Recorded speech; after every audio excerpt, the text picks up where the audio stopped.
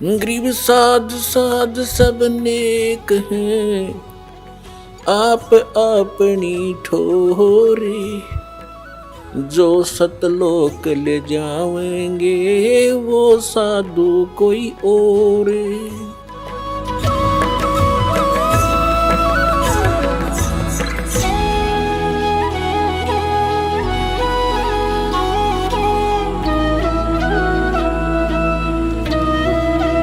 सतगुरुदेव की जय। बंदी छोड़ कबीर परमेश्वर जी की जय। बंदी छोड़ गरीबदास जी महाराज जी की जय। स्वामी राम देवानंद जी गुरु महाराज जी की जय हो।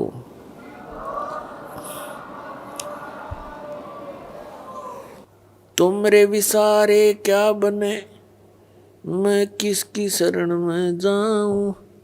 शिव ब्रंच मुनि नारदा, तिनके हृदय न सुनो।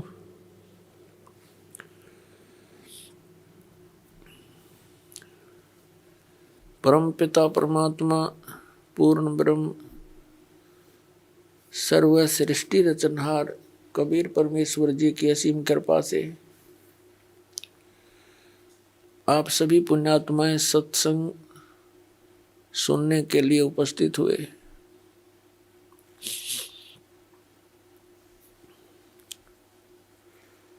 सत्संग में आने से इस जीव को ज्ञान होता है, तू कौन है, यहाँ किस लिए तू ये जन्म और मर रहा है, तुझे ये मालूम नहीं अगले क्षण में क्या हो जाए। और फिर भी आप इतने निश्चिंत होकर के यहाँ बैठे हो।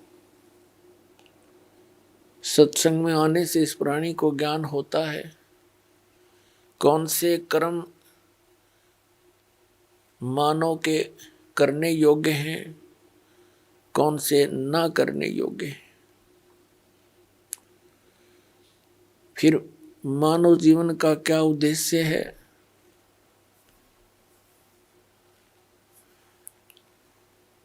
ये ज्ञान होता है कि मनुष्य जीवन किस लिए प्राप्त हुआ है। फिर उद्देश्य से परिचित होकर के ये प्राणी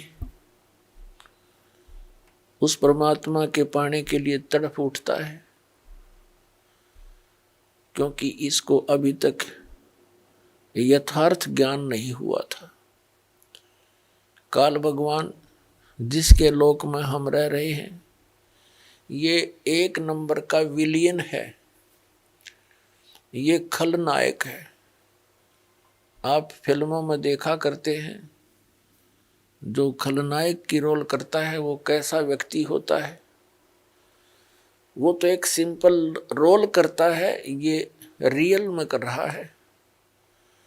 इसने हमारे परम पिता को बुला दिया, इसने परमात्मा का नामो निशान मिटा दिया। अपने आप को ये अपने आप को ये भगवान सिद्ध करके बैठ गया।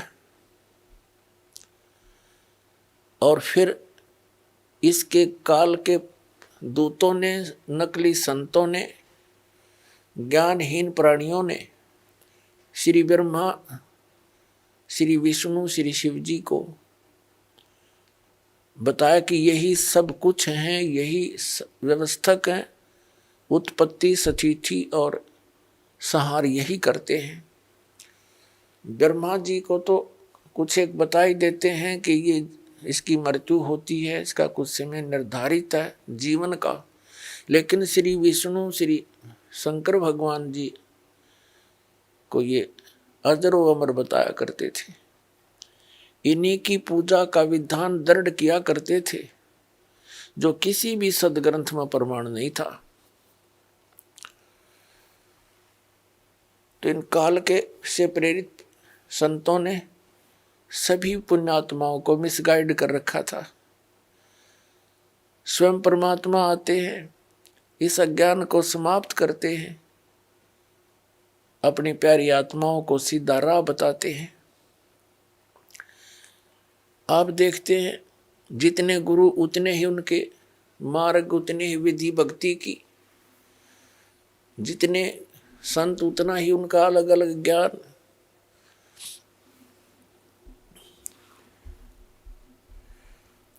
ये सारा कारण क्या है? इस काल भगवान ने सबको भ्रमित कर रखा है।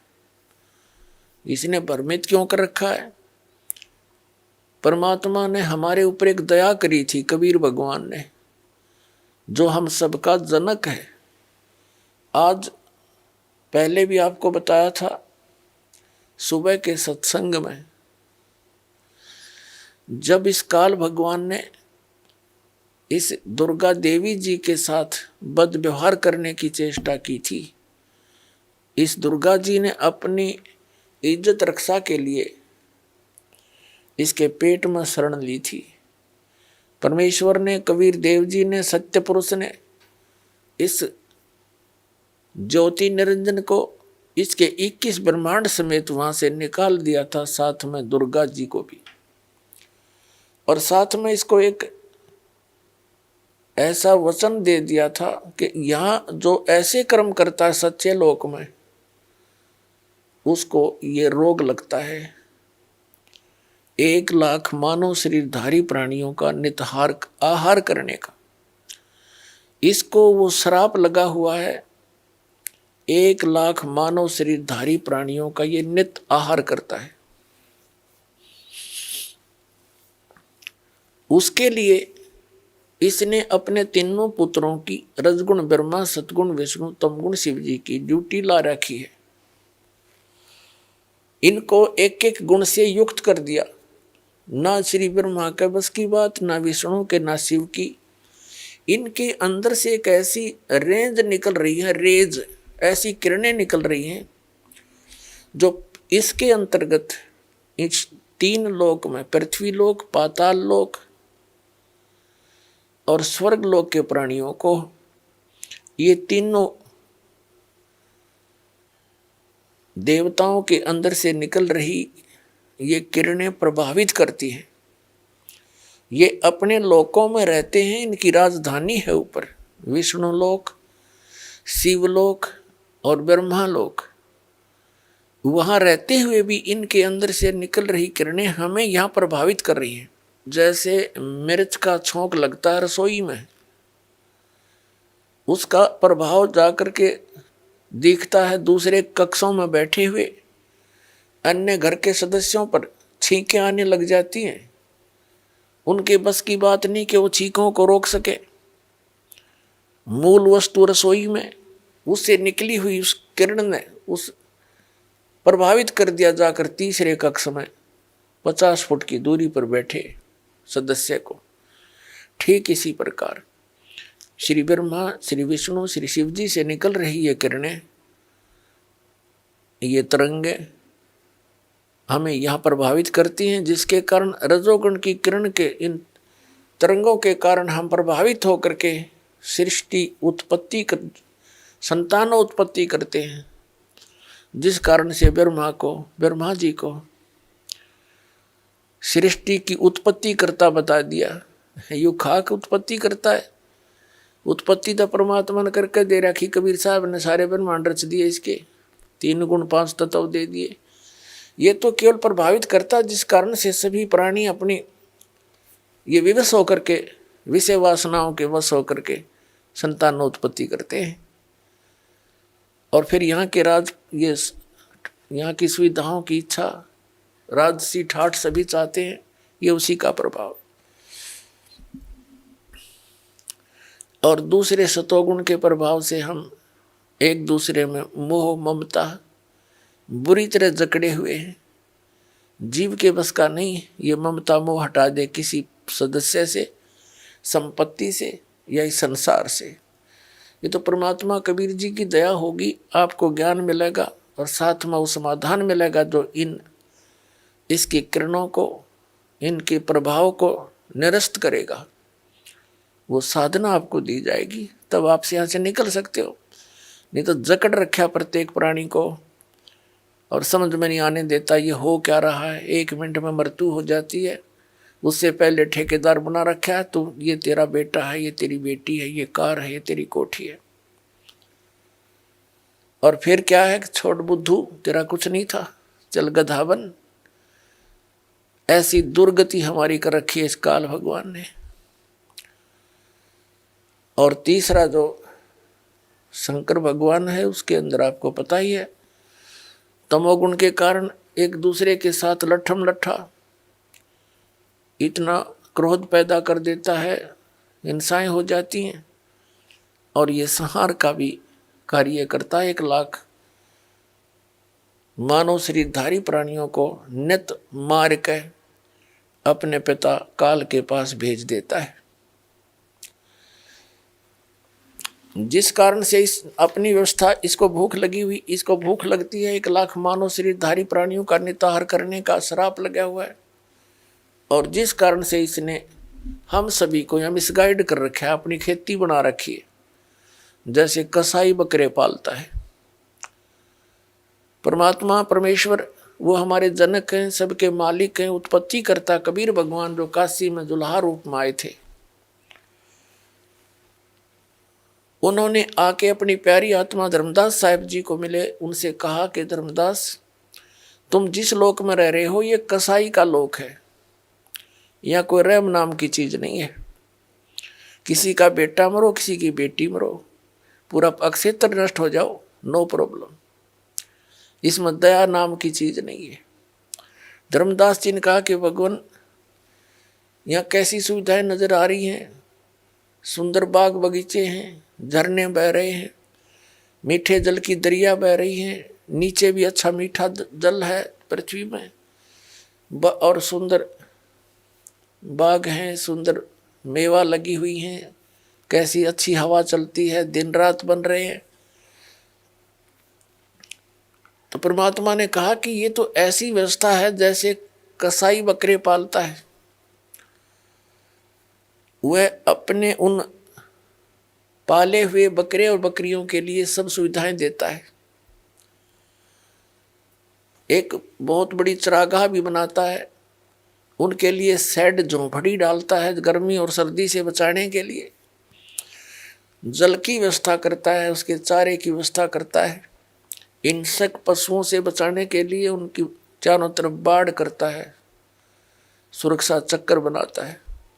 जिस कारण से वो बकरे ये सोचते हैं ये दयालु मालिक है हमारा, हमारी कितनी केयर टेक करता है, कितनी देखभाल रखता है।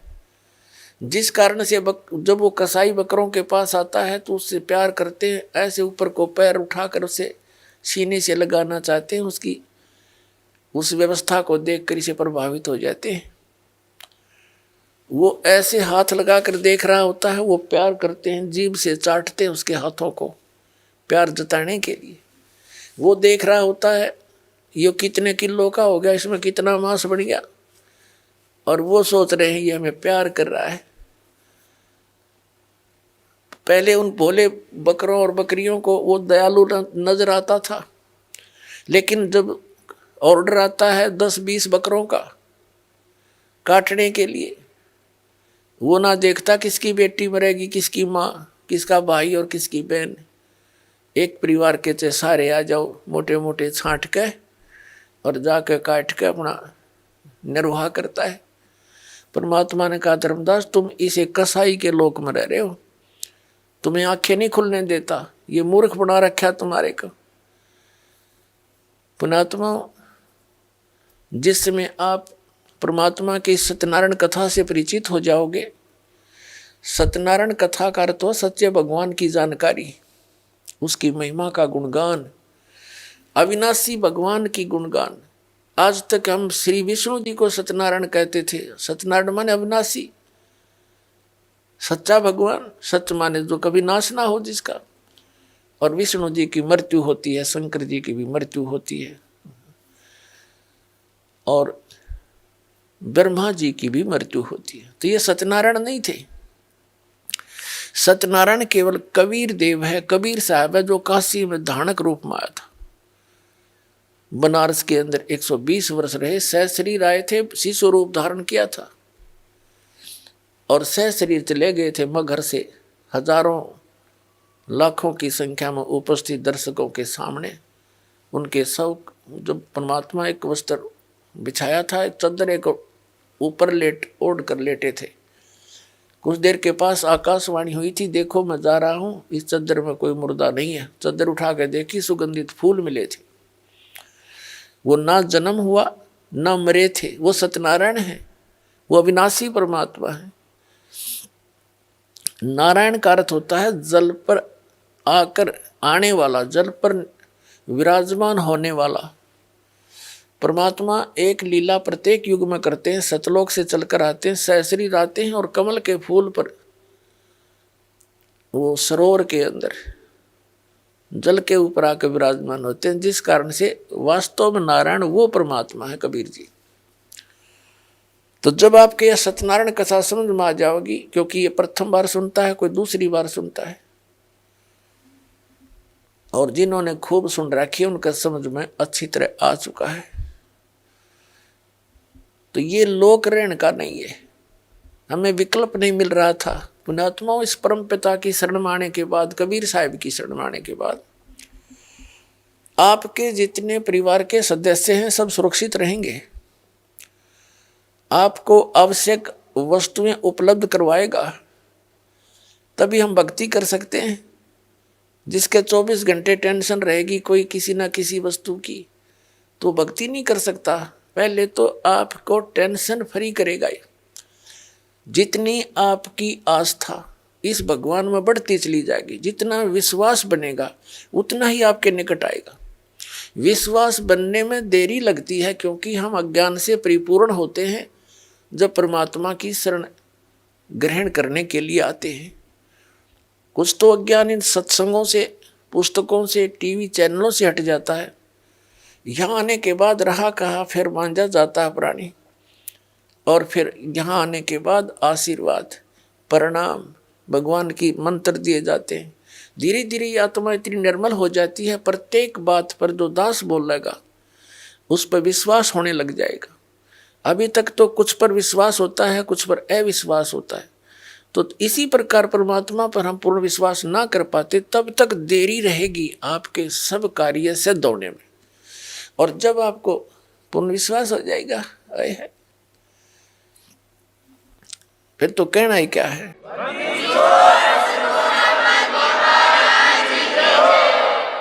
जिनको पूर्ण विश्वास हो जाता है, एक भक्त ऐसे ऐसे सुख बताता है कि उसका कहता है जी कितने एक बताऊं, गिनती नहीं।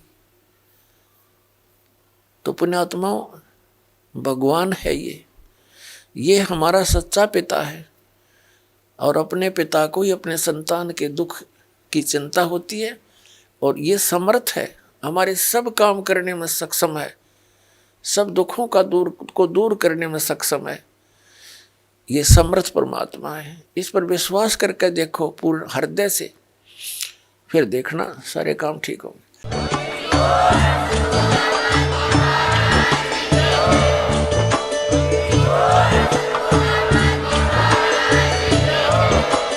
आप सुन रहे थे जगत गुरु तत्वदर्शी संत रामपाल जी महाराज जी के मंगल प्रवचन। अधिक जानकारी के लिए विजिट कीजिए हमारी वेबसाइट www.jagatgururampalji.org। संत रामपाल जी महाराज जी के शुभ आशीर्वाद से पूरे विश्व भर में 500 से भी ज्यादा नाम दीक्षा केंद्र हैं, जिन पर संत रामपाल जी महाराज जी द्वारा ऑनलाइन निशुल्क नाम दीक्षा दी जा रही है। अपने नजदीकी नाम दीक्षा केंद्र का पता करने के लिए संपर्क करें 8222880541।